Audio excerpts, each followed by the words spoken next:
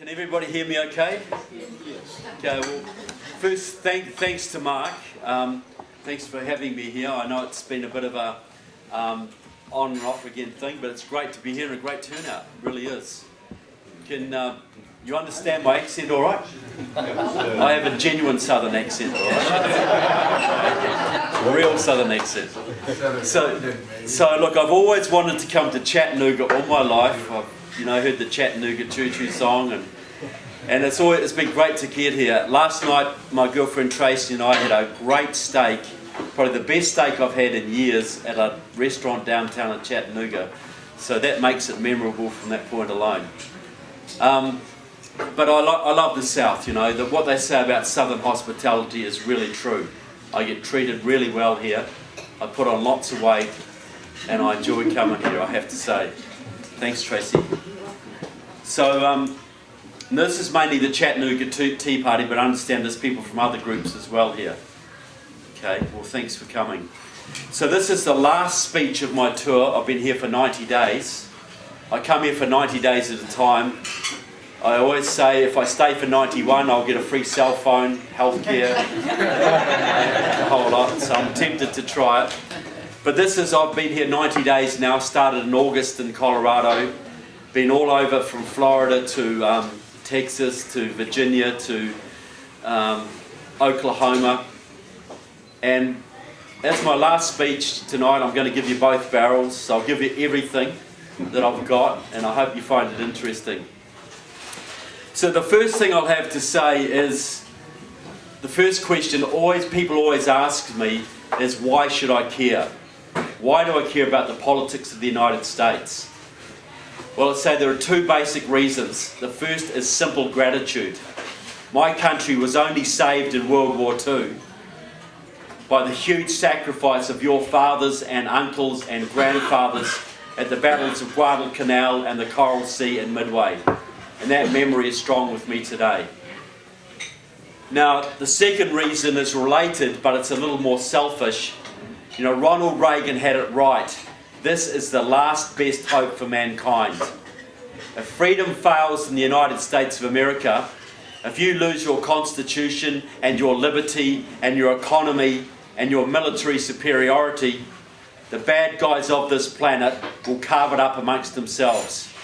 I'm talking Russia and China and Iran and Cuba and Nicaragua and North Korea and Venezuela and their Islamic allies. They will divide the globe up, and we will have a real bad situation. Now, I get emails all the time from Americans who say to me, look, if things turn bad here, can I come and live in New Zealand? I could start a consultancy, I honestly could. But I say, look, come down, you'll love the place. It's beautiful, but it's not a refuge. Nowhere is a refuge. Just 1,500 miles to the north of New Zealand, we've got the beautiful Fijian Islands. Wonderful tourist destination, but the Chinese are now training the Fijian army. They're building big hydroelectric dams on the islands. Fiji is now a Chinese client state. And that's happening right through the South Pacific. Just a few months ago, the Australian Minister of Defence, and if you don't know where Australia is, it's a little island off our coast, right? Okay, just off our west coast. But the Australian Minister of Defence was up in China for talks, and a top Chinese official publicly embarrassed him. He said, now is the time for Australians to choose. Do you stay under American protection or do you come under Chinese protection? If you are smart, you'll choose China because we are the growing power in the region. Now, he wouldn't have been cocky enough to say that under Bush, certainly not under Reagan, probably not even under Clinton, but he's cocky enough to say it now because of the leadership that's in your White House. And all around this planet, your allies are freaking out. From Israel to Germany to Canada to South Korea, Japan, Taiwan, Australia, they're all freaking out because they see that your president seems to love the bad guys more than he loves them. That's right. And you saw where American prestige is going right now when your president called for help to go into Syria. They're all lining up to support him, right? Couldn't wait to get on board. I'm not saying you should go into Syria, far from it. It'd be madness. But it just shows where American prestige has gone. Vladimir Putin, who spent most of his life in the KGB trying to bring you down, is now regarded as more of a statesman on the world stage than your president. Your allies have seen what your president did to Poland and Czechoslovakia. Got straight into power, took away their missile shield, left them open to the Russians. They spent all those years getting away from the Russians, and your president put them straight back under their control.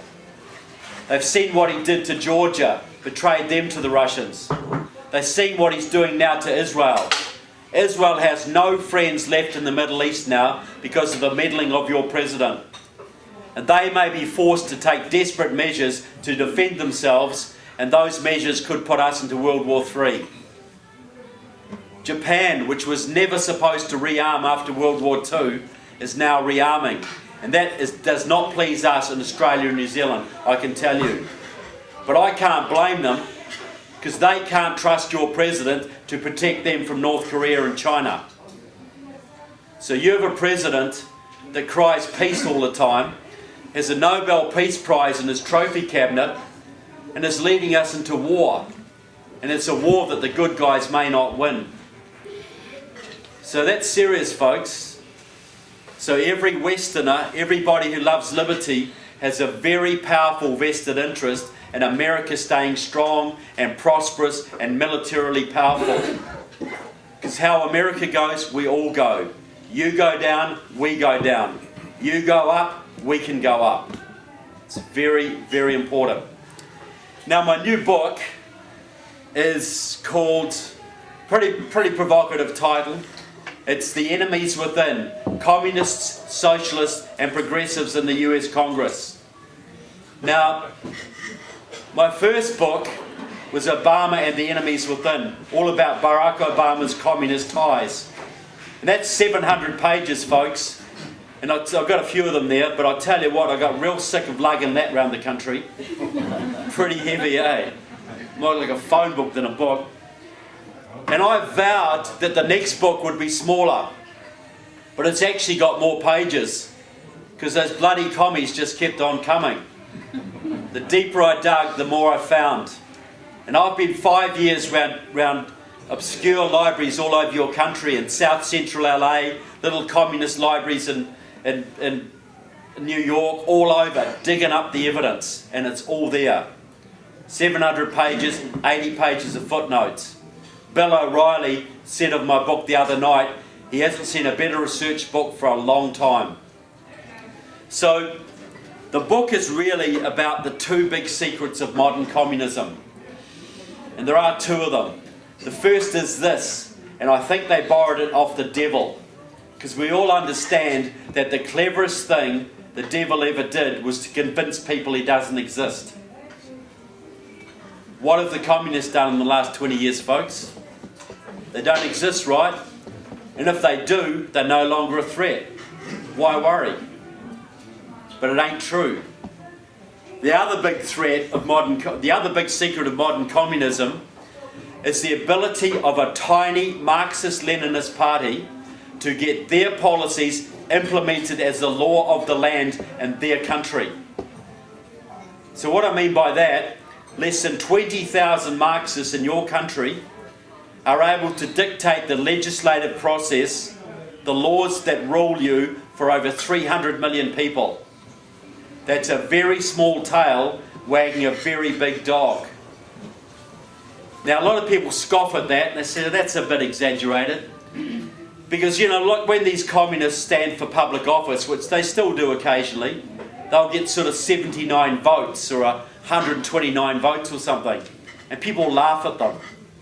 Why would we worry about these people? But is it just the number of votes you get that determine your level of political influence? How many votes did Al Capone ever get in Chicago? Telling me he didn't run that town? How many votes does the mafia get in Sicily these days? Telling me they don't run Sicily? bribery, extortion, corruption, backroom deals, propaganda, intimidation, threats, vote fraud. There's a whole bunch of ways that small groups of organised people can manipulate much larger groups from behind the scenes. And that's what the communists do, folks. That's what they've always done. They've never been majorities or big parties.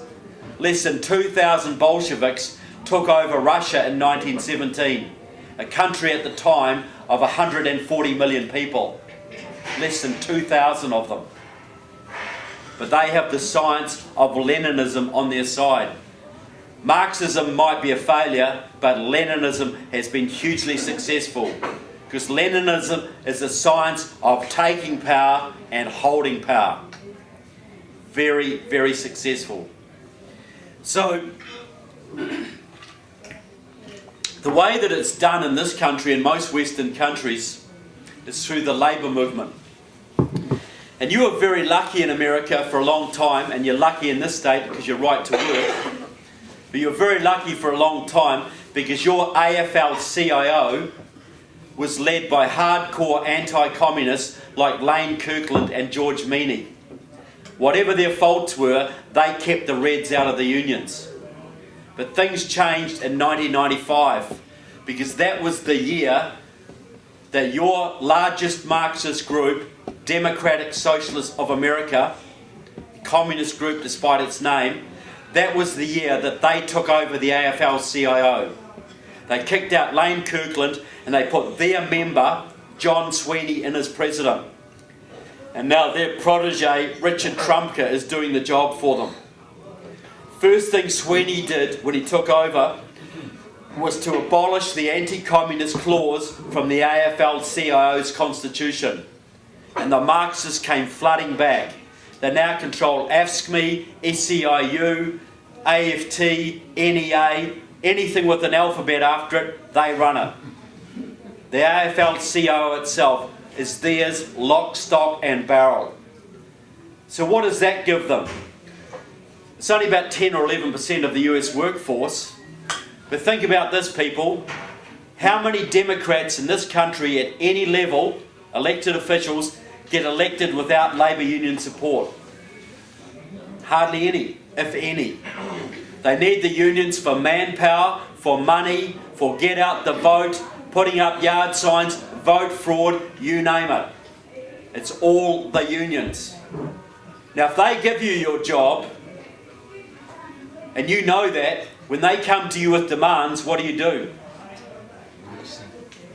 These guys totally depend on the unions. If the unions want them to elect a certain person or to promote certain legislation, that's what they do. That is how the very small dog, the very small tail of the US Marxists, by controlling the unions, wag the Democratic Party. And if they control the Democratic Party, when they're in power, they control you. That's how they do it. Now I want to give some examples because it's a bit, it's a bit academic. And I'll go back first of all to my country, New Zealand. This is where I got onto this. This is where I discovered how it's done. Now back in 1984, we elected a socialist Labour government. The first thing they did was to enact legislation banning nuclear warships from our harbours. Now overnight, that destroyed the Australia, New Zealand, United States Military Alliance, ANZUS. Killed it stone cold dead, and it's still dead now. Because if you couldn't send your ships into our harbours, we're not your allies. Now, how come at the height of the Cold War could a pro-Western, pro-American country like New Zealand, whose bacon had been saved by you only a generation before, how come we could so willingly turn our backs on the Western Alliance? Well, this is how it was done, people. A few years after that, I had the privilege over several months of interviewing a New Zealander who had infiltrated our local Communist Party for our government security services. He was a government spy inside the Communist Party. He worked his way up. In 1983, He was given the greatest honour any communist could enjoy.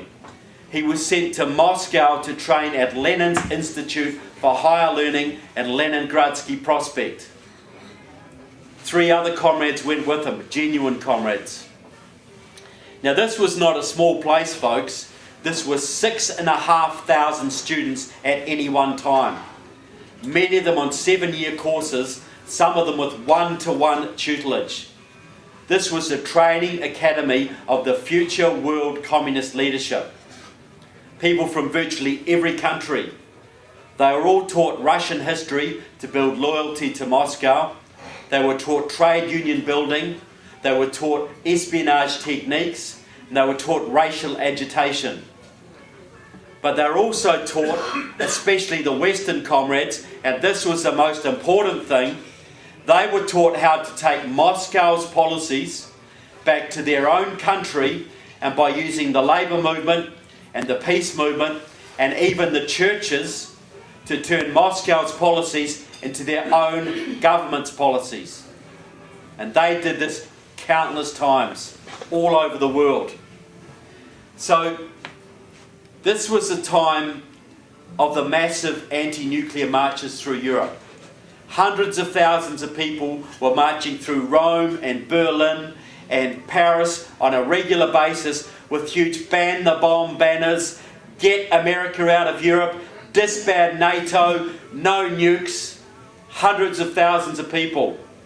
And there was a real fear in some circles, in America particularly, that NATO, the North Atlantic Treaty Organization, which you guys are the linchpin of, might break up.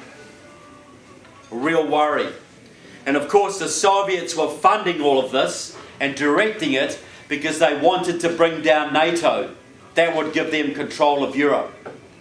And I'll tell you right now, your military and your military alliances in 1983 and in 2013 are Moscow's #1 priority. The #1 thing they want to destroy in this world is your military and your ability to fund it. Because if they can take out your military, folks, Russia, China and Iran rule the world. It's theirs. It's the only thing standing in their way. That's why Mr. Putin loves Mr. Obama.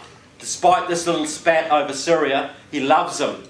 Because no one has done more to give the Soviets the Russians what they want than your Mr. Obama.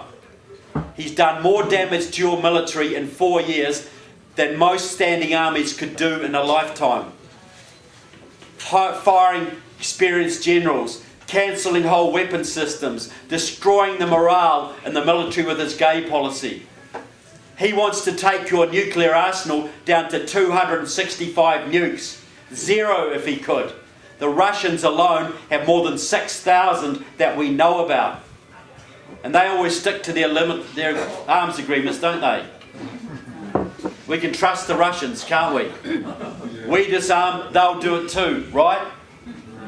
Yeah, right. This is serious, folks, because you think about it. If this carries on, at some point, your enemies will make the calculation that they can take you out and have a strong chance of winning. That goes down far enough, they will stand against you, and where will your allies be then, folks? You think they'll all line up to come to your support? Don't think so. So this will be America on its own against Russia, and China and Iran and a whole bunch of other countries, including some who are now possibly allied to you. So that's the agenda. That's the real agenda of the left. To take down your military and take down your economy so you can't pay for it anymore. So this game was going on in Europe. And the Soviets were thinking, okay, we want to take out NATO. We've got this peace movement going there. But what about if we take away another country outside of Europe, out of the Western Alliance, and use the propaganda value of that to spur on the destruction of NATO? So that they're subtle, these people are chess players. We play checkers, they play chess. They think way ahead. So they were thinking, okay, we'll pick on New Zealand because they're small, progressive, and we control their unions, their peace movement, and the communists had heavily infiltrated our Labour Party, the equivalent of your Democrats. So they're thinking, okay, we need to start a campaign in New Zealand to take them out of ANZUS. But we can't play the old anti-American thing like we would in Latin America, because the New Zealanders love America too much. So how are we going to sell this? And when I say sell, folks, I'm not exaggerating. If you think American corporations are great at sales and marketing, they got nothing on the Russians. When they target a country for active measures, for an influence operation, they bring in all their experts. And I'll tell you what, they know more about Tennessee than you know about Tennessee. They know your cultural makeup, your racial makeup, your religious makeup, your sporting culture, your economy, your class structure. They know everything. All over the world they have experts. They know you like you don't know you. So they were thinking about New Zealand. They're thinking, well, New Zealand's small, the communists are very strong here, but we're anti-American, but we've also got a bit of an ego thing going on in my country, because we're very small and we think because of our progressive social legislation that people listen to us around the world. We're the first to give women the vote. We had social welfare before anyone else had it. You know, we're socially progressive, so we think. Leaders in the welfare state. So we think the world listens when we say stuff. So they thought they'd play to this. They thought, okay, we're going to need some slogans, we're going to need a plan to cater to New Zealand's particular makeup. So this couldn't be anti-American, none of that, not a word of anti-Americanism. So they brought all their people, all their psychologists, their sociologists, their historians, and they worked out some slogans that would sell in my country. This was going to be Kiwis standing up for peace, New Zealanders standing against the nuclear arms race, Kiwis striking independent foreign policy course, pro-America, pro-New Zealand, no anti-Americanism. So these 4 delegates went back to New Zealand with some slogans and a plan. They had secret meetings with the Labour Party, with the unions and the peace movement. They mounted a public campaign, and in 6 months, legislation was in front of our parliament, it was signed off, and the alliance was dead. ANZUS was over. The Soviets could not believe how quickly it went. They were just blown away at how quickly it went. And I'll tell you, if you're standing down at the queue at Disney World or something, because Kiwis love to go there, and you hear a New Zealand accent, just say, look, you're a Kiwi, you're a New Zealander. I've heard about that anti-nuclear thing in the 80s. What do you think of that? I'll guarantee you this. 90% of them will puff out their chest with pride, thump their chest and say, yeah, we did it. We stood up for peace. We were the mouse that roared. They'll be so proud. Totally proud of it. And hardly one of them in 4 million people has any idea that those policies they so love were designed by the KGB at Lenin's Institute in Moscow. A whole country was completely suckered, and is still suckered today, right now. Could this happen in your country? If I told you 10 years ago, what would you have said? No. Nah. I'll tell you one example where it happened, during the Vietnam War. You didn't lose that war, folks, in the jungles of Vietnam. You lost that in Congress, by the traitors in your Congress acting on the instructions of the Soviet Union. Sold your troops out. Happened right then. But I want to give some other examples. First, I want to tell a little story. Now, I'll tell a story, then give the first example. Now, are there any Vietnam veterans in the room? Yes, sir. Yes, thank you.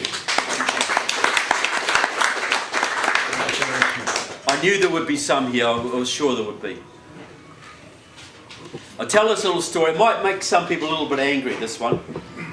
Now, a few months ago, your president held a meeting in Washington with the communist premier of Vietnam. And during that meeting, Mr. Obama said a couple of things that were a bit controversial. He said that It's a well-known fact that Ho Chi Minh, who was the leader of Vietnam during communist North Vietnam during the war, was a huge admirer of Thomas Jefferson and the American Revolution. Can you believe that? He said it. Now, the fact that Obama said that, and he was mentored at the knee of the professional communist propagandist Frank Marshall Davis, tells me where Obama's coming from. Tells me exactly where he's coming from. The real story is this. During World War II, Uncle Ho Chi Minh, was leading his communist guerrillas against the Japanese armies. Now, he was a veteran of the Communist Party for more than 20 years at that stage, trained at the Lenin School, and had murdered thousands of his own countrymen. Hardcore Stalinist, hard as nails. Now, he was fighting the Japanese. He was also getting support from your country through your OSS, your Office of Strategic Services, the forerunner of your CIA. Now, that organisation was shot through full of communists because Wild Bill Donovan, the man who set it up, deliberately recruited members of the Abraham Lincoln Brigades, the American communists who fought in the Spanish Civil War on the side of Stalin, because he wanted people with European military experience. And incidentally, those communists were never fully cleaned out. Your CIA was penetrated from day one.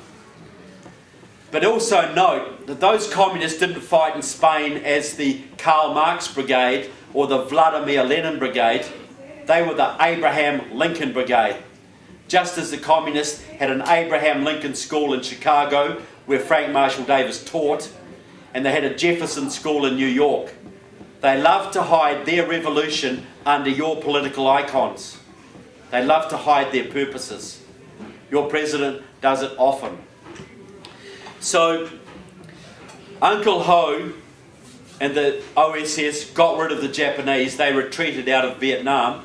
The next step was to get rid of the French colonialists who came back after World War II. It was their colony. Now, Uncle Ho was thinking, yeah, the Americans helped me against the Japanese. How about I get them to help me against the French? Because he knew that FDR didn't like the French very much. Even wrote letters to FDR asking for military support. Now, Uncle Ho also knew that to do this, he would have to get American public opinion on his side for a war. Americans were sick of war. They didn't want another one. So he would have to get them on board. Now, he couldn't do this if he was going around the country talking about, Lenin and the glorious revolution and dictatorship of the proletariat. But maybe he could get it if he went around speaking about Thomas Jefferson and the Bill of Rights and the American Constitution, which is what he did. Went around all over Vietnam, big speeches, did a huge one in downtown Hanoi in front of thousands of people, OSS officers through the crowd. I am a huge, huge fan of Thomas Jefferson. He is my revolutionary idol. The American Revolution, the Constitution, the Bill of Rights is a model for Vietnam's future. All designed to get back to America and suck American public opinion into helping him against the French. A scam, folks. Total scam. Fidel Castro used to do the same thing. Used to talk about his love for the American Revolution until he was strong enough to openly come out as a communist. It's an old trick. And this shows me, Obama would have known that. But FDR died, and a real Democrat named Harry Truman became president. And Harry Truman was nowhere near as stupid. He wouldn't have a bar of Uncle Ho, told him to get lost. Harry Truman was regularly criticised.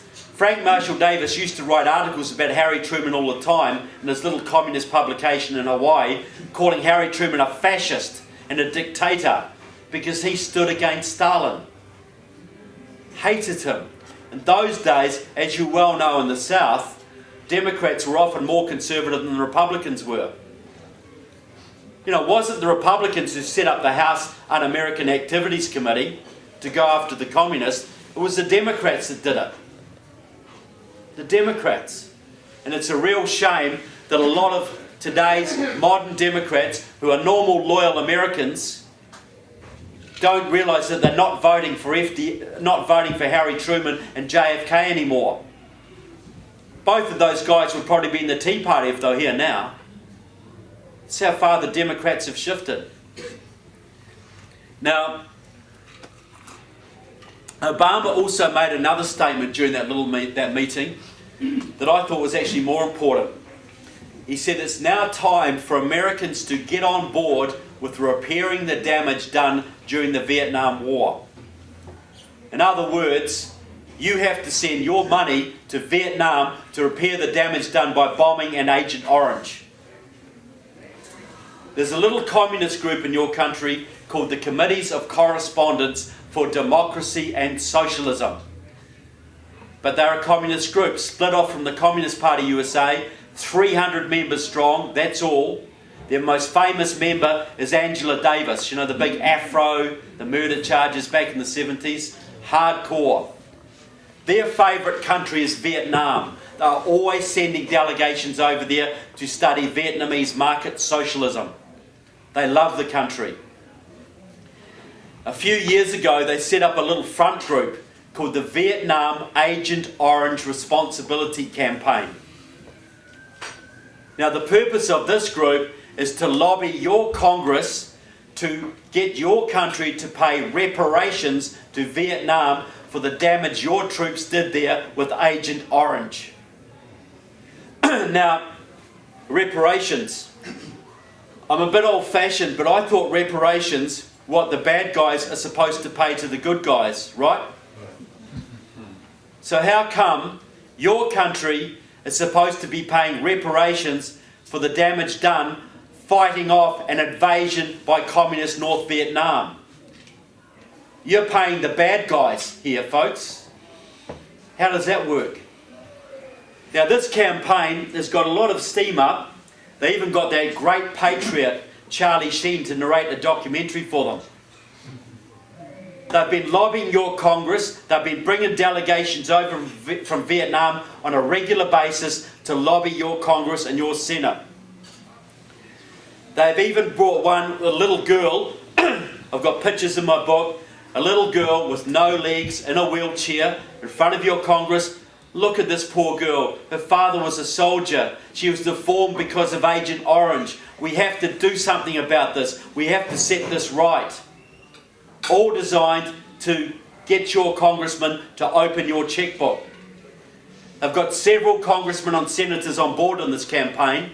They've got Al Franken, they've got Jeff Merkley, they've got Tom Harkin, they've got Sheila Jackson Lee out of Texas, they've got John Conyers out of Michigan, and before he left Congress and became mayor of San Diego a couple of years ago and got himself a little bit of bother recently, Bob Filner. Bob Filner, incidentally, the son of the former head of the Pennsylvania Communist Party. But Bob Filner, 2 years ago, while he was still a serving congressman, was sent to Vietnam to negotiate these reparations. And that trip was paid for by the International Association of Democratic Lawyers, an old Soviet front now run by the Cubans. So a communist front paid a serving Democratic congressman to go to Vietnam to negotiate reparations from your country to theirs. Now, folks, I know there's a lot of former servicemen in your country and Australia and my country still suffering the effects of Agent Orange, and their families are suffering. How long did it take them to get any money, folks? How long did they have to fight to get anything out of your government to pay them some compensation for the sacrifices they made for you? How long? Look, some of these people are living in homeless shelters, folks. Some of these people are living in hospitals and suffering from cancers and all sorts of things. The guy who helped me compile my first book is one of them, Rodney Stubbs out of Oregon. Never enough money for those guys, is there? Never enough. But your president thinks there's enough money to send to Vietnam to help their veterans. But it won't even help their veterans, folks. It'll be going to the communist government to do some scams with. It's a total scam, people. A total scam. And it's happening right now, and 300 communists are orchestrating it through your House of Representatives. Right now. How do you feel about that one, folks? Not too good, is it? Another example. Immigration. Specifically, the granting of amnesty and citizenship and voting rights to 12 million illegal immigrants. And God knows how many there really are. No one knows. Now, we have some people in the Republican Party who are trying to tell you that this is going to be good for the GOP, right? Because when the Latinos, most of them are Latinos, get voting rights, they're all going to become good little Republicans, right? Delusional. Maybe in 20, 30, 40 years, maybe, because a lot of them are quite socially conservative. But how long, we've seen the black population in this country voting Democrat 90% for more than 50 years. How easy are they to change? We've seen the Jewish population voting 80% Democrat for more than 100 years. Despite what Obama's doing to Israel, they're still voting Democrat. They don't change very easily. I would suggest that the Republicans who are trying to tell you this, like Lindsey Graham and John McCain and Marco Rubio, just happen to be the ones most closely allied to the Chamber of Commerce and big agribusiness. Just the kind of people who need cheap labour to run their factories and farms. The kind of people who think their profits are more important than your national security or border integrity. Or could I just be a bit cynical here? Now, the real driver of this movement, though, is the left. They are the ones behind it. 100%. Now, this started way back in California in the 50s. A Communist Party member named Bert Corona, paid for mainly by the government, his job was to set up immigrants' rights support groups all over the Southwest. He also set up the Viva Kennedy clubs in the 60s, the first organised effort to bring Latinos into the Democratic Party. But with his networks, he brought thousands of people over the border, got them jobs in farms and factories, got them green cards, and eventually got them citizenship and voting rights. It was an organised program over 20 or 30 years, and he was a leader of it. He also trained a whole bunch of protégés to carry on the work for him. 3 of them are very prominent today, and all 3 work very closely together. One of them is a man called Gil Cedillo. He was until recently a leader of the California State Senate. He's also a hardcore Marxist. He got the DREAM Act pushed through a couple of years ago in California, which gave rights to the children of undocumented workers. His close friend, Antonio Villagrosa, was for many years... Obviously got a lady from California here in the back.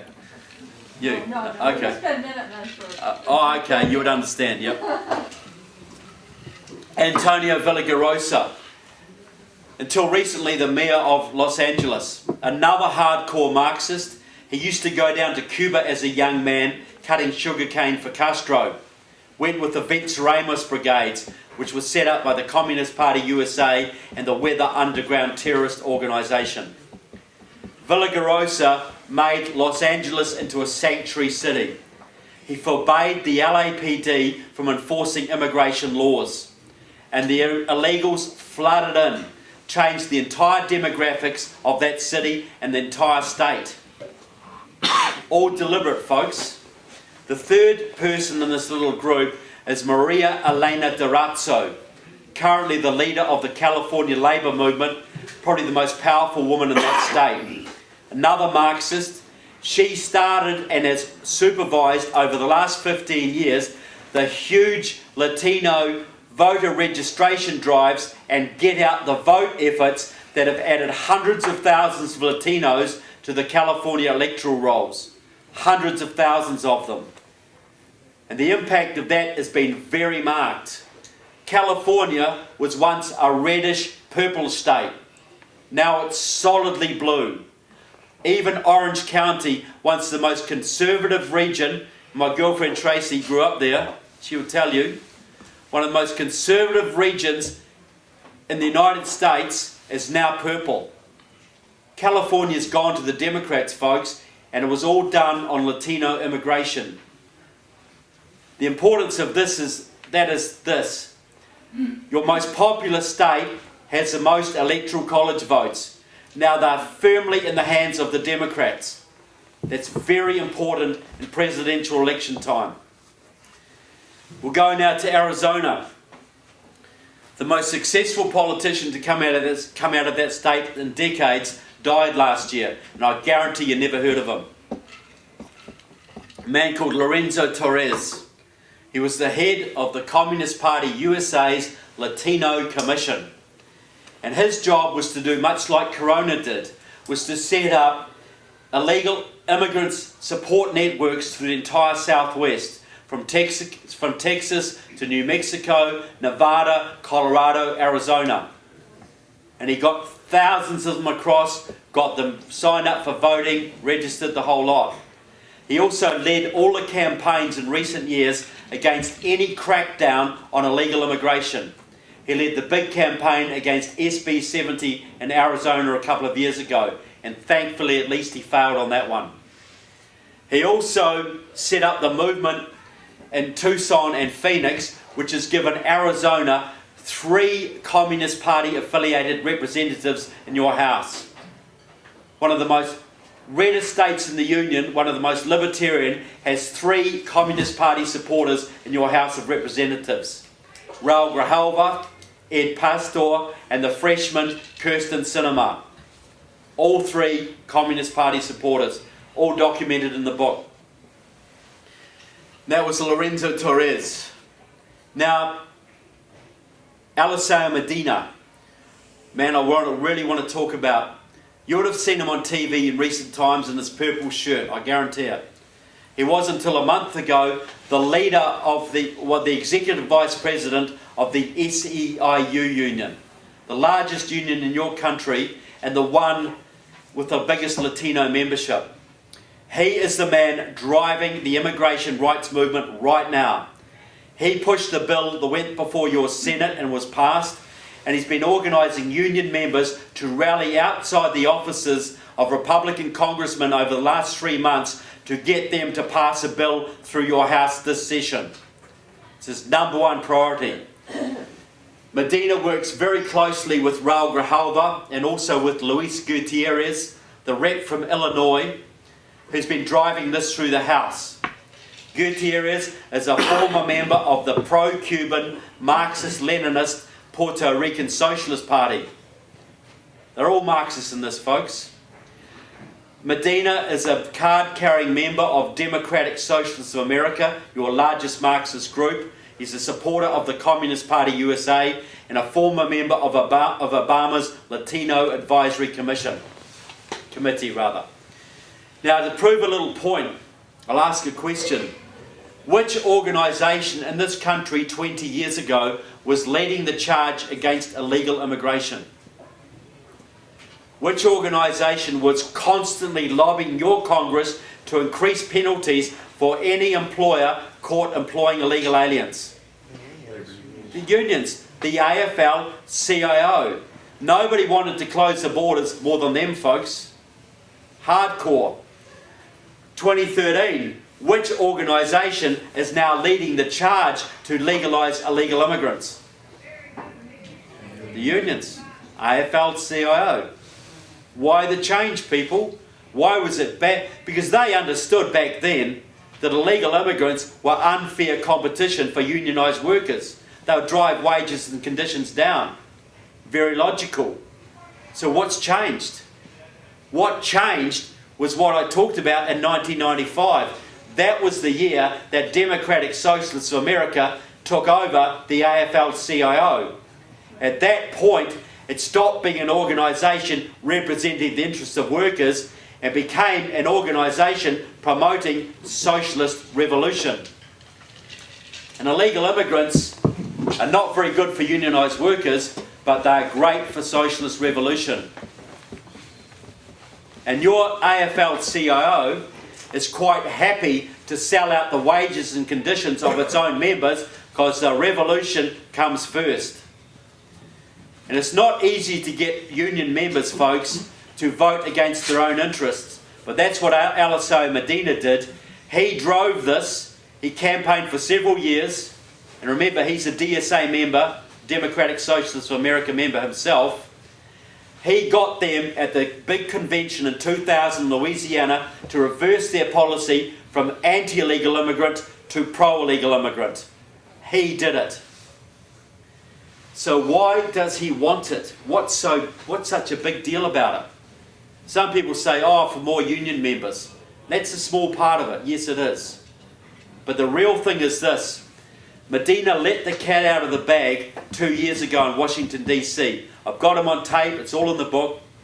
He got up in front of a progressive audience and said this: the number one priority for the progressive movement is an immigration bill. We have to get our 12 million undocumented workers citizenship and voting rights. That's our most important priority. And did he talk about compassion or reuniting families or giving immigrants a break or the American dream or reinvigorating the economy? Not a word. All he talked about was the numbers. That was it. Because he said this: if we get this bill passed, he said, in 2008, the Latinos voted 70% for Obama and progressive candidates. If we stand by these people and get them citizenship and voting rights, they will stand with our movement. That will guarantee us at least 8 million more Democratic Party votes. That will give us a governing majority, not just for the next few election cycles, but for the foreseeable future. In other words, forever. In other words, a Democratic Party, one-party state with the socialists running it. Because you think about it, folks, do the math. 8 million more votes for the Democrats. California's already blue, right? They've already got those electoral college votes sewn up. They've got Colorado pretty much the same way. They're now moving into Texas. If they can take Texas blue, and 8 million votes will guarantee that, that gives the Democrats all of their electoral college votes, the second most populous state in your country. You add those votes to those of California, it makes it mathematically impossible for the Republicans to ever elect another president. It cannot be done, folks. They've got you. One-party state. And if you think the Democrats are arrogant now, you imagine what they'd be like with those 8 million more votes wrapped up and the Republican Party permanently out of power. It wouldn't be just the IRS they come after you with. This wouldn't be like France or Germany, folks. It'd be like Venezuela, then it would be like Cuba. That's where it's taking you. And that's the plan. All done on the backs of immigrants. That's what it's all about, people. It's about nothing else. And you've got these dumb GOPers trying to tell you this is good for the Republican Party. They can't even do basic maths, folks. Or they don't care. The only math they can do is how much goes into their pocket. They are selling out their own party, people, and they're selling out your country. And they need to be primaried out as soon as possible. As soon as possible. Now, another example. Anybody here heard of Obamacare? Yeah. Good to see you keeping up. It's good. Look, it's not yet fully socialised healthcare. It's not single payer. We all know where it's heading, don't we? You know, we all know where it's going. You know, Harry Reid's admitted it. Jan Schakowsky's admitted it. This is going to socialise healthcare. But why do they want it so much? Why is Obama staking everything on this? Is it to give Auntie Mabel her hip operation? Or the guy in the homeless shelter some coverage? It's all about power, folks. You know that. The left openly admits this when they talk about this. They talk about, an example they give when they're talking to the comrades is Britain in the 1930s. At that time, the British working class voted solidly conservative. They were very patriotic. They didn't want a bar of that socialist Bolshevik Labour Party. They were conservative voters.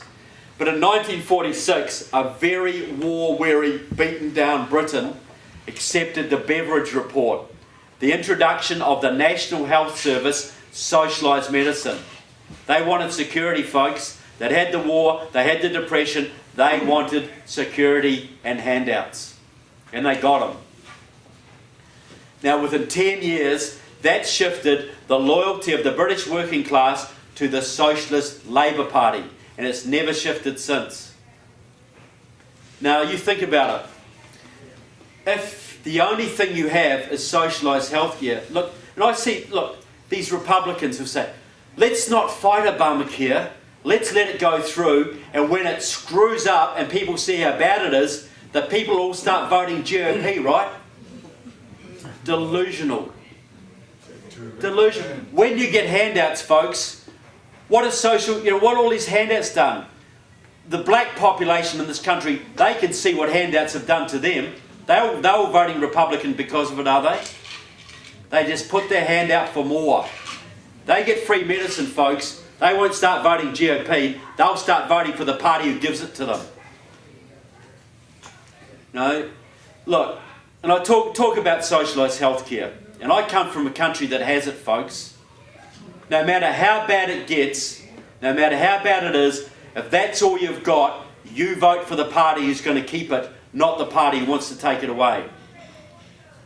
And I still get these liberals who say to me, oh yeah, look, pre-existing conditions, and all the uninsured, and this is more fair, and it'll help the economy, and this is better for everybody. And I say, okay, there's one word, mate, one word you need to consider. That's quality. Is there a more important word in healthcare than quality? Hard to imagine. I say to them this, okay, look, and I say, okay, if you're in a free market healthcare system, and I know you don't have that here, but at least you still have elements of it. If you're in a free market system, you are a customer. You pay your money and you're a customer. Now you people in business here, how do you treat your customers? Pretty darn well. You look after them, treat them like gold, they're your best friends. Because they keep you in business, folks. It's the American way. And if you're a doctor and your customer is your patient, the longer he stays alive, the more money you make, right? Isn't that true? Okay, what about if it changes? What about if the government pays all the healthcare bills, single payer, and the budget is this big and the needs are infinite? And the needs are infinite, folks. You know that. So what do you then become? You become a liability. How do you folks in business treat your liabilities, folks? You get rid of them, right? Eliminate them. Soon as you can. You don't want liabilities. Who does? So I say to these liberals, I say, okay, you're 75 years old now, you've been retired 10 years. You're enjoying your grandchildren, playing lots of golf. Life's good. But you get prostate cancer. And you need $100,000 worth of chemotherapy to extend your life 2 or 3 or 5 years. And your next door neighbour is 25 years old and he's married with a young family and he works and he pays taxes. And he gets leukemia and he needs $100,000 worth of chemotherapy to extend his life 10 or 20 or 30 years. Guess who's going to get the treatment, folks? Guess who's going to get put at the end of the corridor and pumped up full of morphine and left to die? Look, in my country, people, we don't talk about death panels. We don't need them. Every doctor in the hospital is a death panel. They're your own death panel. What do you do if you're an honest doctor and you've got a 7-year-old, your budget is this, and you've got a 7-year-old girl dying in this bed and an 80-year-old guy dying in that bed? Who do you help? Who do you save? Every doctor has to play God, folks, because you have a limited budget and you have unlimited demands on that budget. We don't even call it rationing, folks. We just know that if you are old and a useless eater, you don't get the same level of treatment. You just don't. How can it work any other way? That's how it works in Australia, folks. That's how it works all over Europe and in Canada. Your hospitals are full of young Canadian kids with cancer because they won't treat them up there.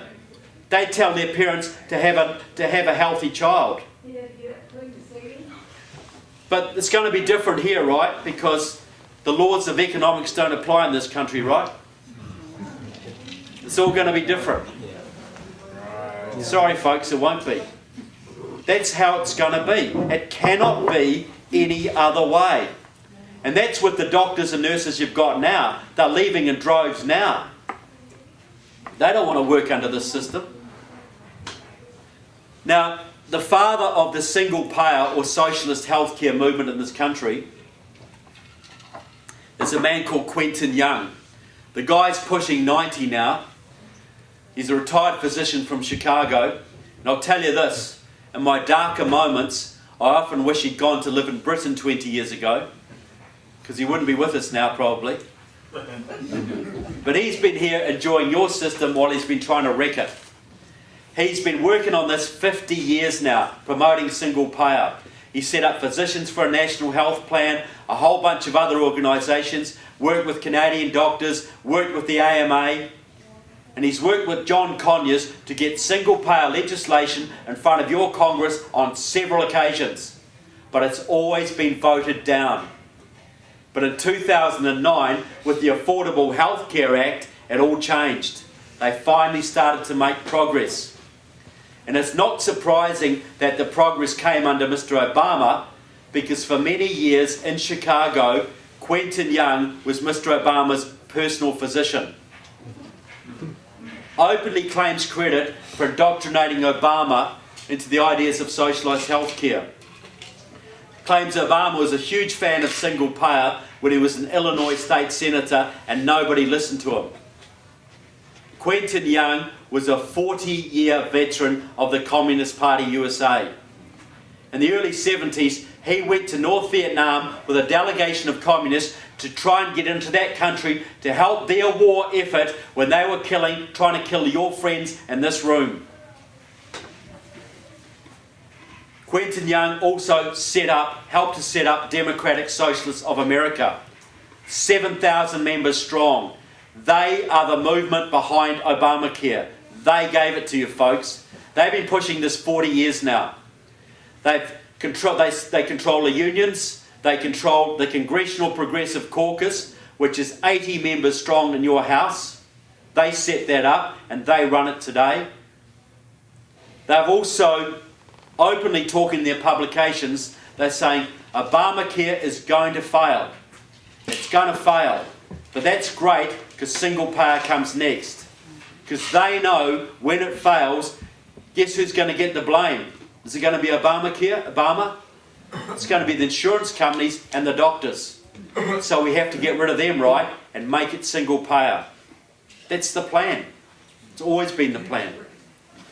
Now, to prove a little point, just before the last election, the Democrats put out a little campaign video designed to mock Mitt Romney.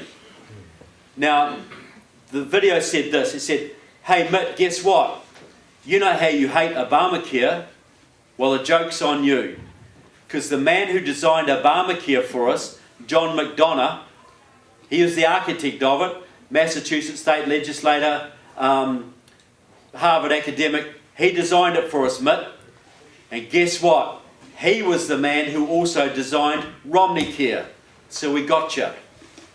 it was true. McDonough did design both systems. Mitt Romney got a bill out of the Massachusetts State Legislature, which is shot full of Democratic Socialists of America supporters, and he tried to modify it, make it less socialist, and put it back. But he got stuck with it. What the video didn't say is that John McDonough was the Boston chair of Democratic Socialists of America, a Marxist. So a Marxist designed Obamacare, the same Marxist group promoted it through the unions and the Congressional Progressive Caucus, and another member of that group personally indoctrinated your president into it. 7,000 Marxists about to transform your country forever, to socialise between 1/6 and 1/4 of your economy and condemn many of you to a premature death. That's what they're doing right now, folks. They cannot be allowed to get away with it. Now, the other thing my book is about is naming names. I profile 51 members of the House and 14 of your senators and their communist ties. Now, anybody in this room, I'm not talking military, but outside the military, anybody in this room ever applied for a federal government job and is not embarrassed to admit it? Okay, a few of you. Now, did you have to get an FBI security clearance? I was in the FBI. Okay. Well, you know what I'm talking about, okay? My brother did. Okay, now, they can be pretty rigorous, right? Might take 2 years sometimes. They can go through your underwear drawers. They want to know your family background, any dodgy uncles you might have had, drug habits, education, foreign travel. Is that all fair comment? Yeah. Because they have to be able to trust you, right? You're working for the federal government. You might have an influence on public policy one day. Americans' lives may depend on you. You need to be a trusted person. Fair enough.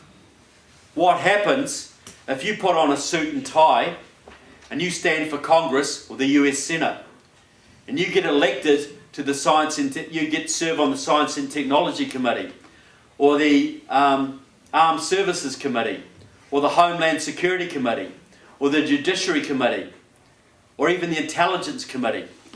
How much of an FBI security clearance do you need for that, folks? Zero. Because the people are supposed to vet the candidates, right? And the media is supposed to help them do it, right? How's that one working out for you?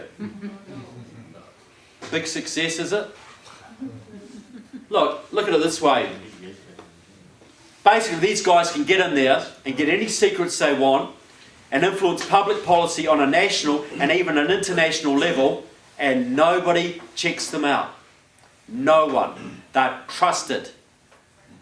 Now, if you were a foreign intelligence officer, say a North Korean or a Russian or a Chinese or a Cuban or even an Iranian, and you had friends in the United States Labour movement and the Communist movement, and they had the ability to elect their supporters to your Congress or your Senate, people they could trust and people they shared information with, would you be doing your job if you didn't try and take advantage of that? If you had this huge gap in the security of your main enemy that you could drive a Mack truck through, and you could put people in there that were working for you, not for America, would you try and do that? You wouldn't be doing your job if you didn't, would you? So they've got this big gap there, folks. You're going to tell me they don't try and take advantage of it? You've got people like John Conyers in your Congress right now, a 50-year history with the Communist Party USA. 50 years. You've got Rosa DeLauro, one of your top Democrats, best friends with the head of the Connecticut Communist Party, who is incidentally the daughter-in-law of a known Soviet agent. You've got people like Raul Grijalva, used to write for the Communist Party publication. You've got people like Tammy Baldwin, freshman senator out of Wisconsin, a long-time member of a support group for the Colombian Marxist-Leninist narco-terrorists. You've got people like Jim McDermott out of Washington State, a communist as his chief of staff for years. He went to Iraq just before the Iraq War on a propaganda mission paid for by Saddam Hussein's intelligence services. You've got people like Danny Davis and Jan Schakowsky and Jerry Nadler, all card-carrying members of Democratic Socialists of America while serving in your house. You've got people like Barbara Lee, who's been hanging around with the Communist Party for 30 years and has been down to Cuba more than a dozen times. You've got people in the Congressional Black Caucus going down to Cuba on a regular basis to confer with the Castro brothers on how to influence your foreign policy in the House to loosen travel and trade restrictions on Cuba, so they can basically send more spies into your country. What do we call it, folks, when people go from your country to an enemy country to help them against you? Is there a bit of a penalty for that, folks? Yeah. Is it a serious offence? Could be. Serious enough. Serious as you can get, people. I can't think of a more serious one. Judy Chu out of California. Nice looking Chinese lady, beautiful haircut, always dresses so beautifully. Looks like butter wouldn't melt in her mouth. She goes to China on a regular basis. She goes over there to build ties between your countries. While she's over there, she talks about being a true daughter of China. I'm finally coming home. The Chinese press calls her our representative in America. She used to hang around in the 70s and 80s with the Communist Workers' Party, the most hardcore, pro-Chinese, Maoist group this country's ever seen. 5 members of that organisation got shot to death in the streets of Greensboro, North Carolina in 1979 when they got in a public machine gun battle with the KKK. And Judy Chu still works with former members of that group today, right now. All documented in my book. Alan West, the congressman from Florida, got himself in a little bit of trouble a couple of years ago when he said there's 80 communists in Congress.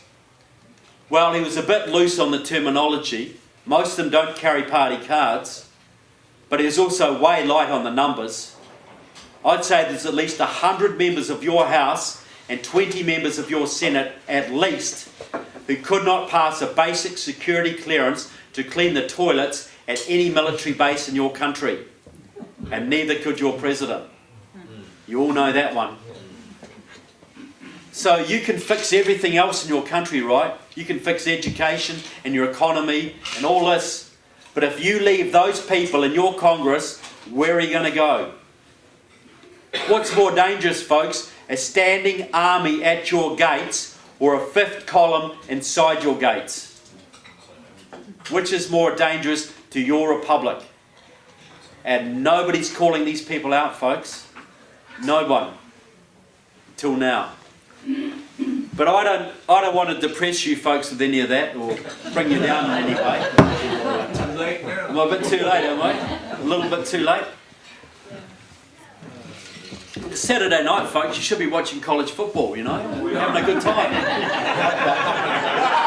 Sorry about that. We gave up a little while ago. Okay.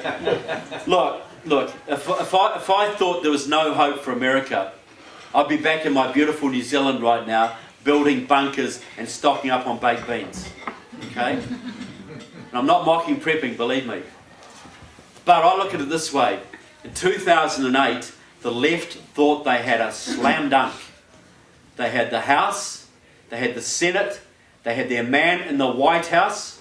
Their agenda was already written out.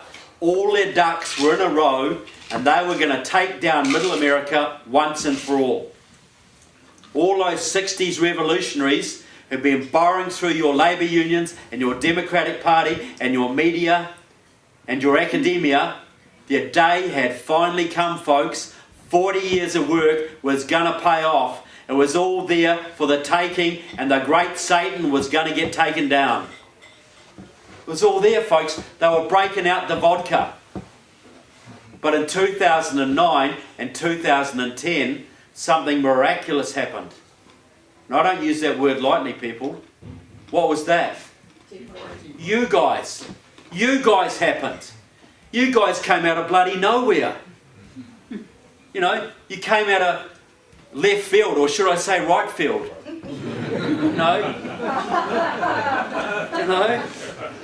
They thought they had it, folks. They thought they had it, and you guys came out of nowhere, and you blogged, and you marched, and you emailed, and you agitated, and you rallied, and you phone banked, and you put some spine into that GOP, and you, not them, took back the House in 2010. And what did that do, folks? That brought the agenda of the left to a grinding, screeching halt. They had it, and you took it off them. And some of you wonder why they hate you, and why they call you dirty names. Because whether you understand it or not, you saved your country. Because had you not done that in 2010, the entire agenda of the left would be in now. Obamacare would be in. Cap and trade, card check. The illegal immigrants would be voting in 2014. Everything would be in place, and the Democrats would be laughing, folks. And where would you be then? Where would America be then?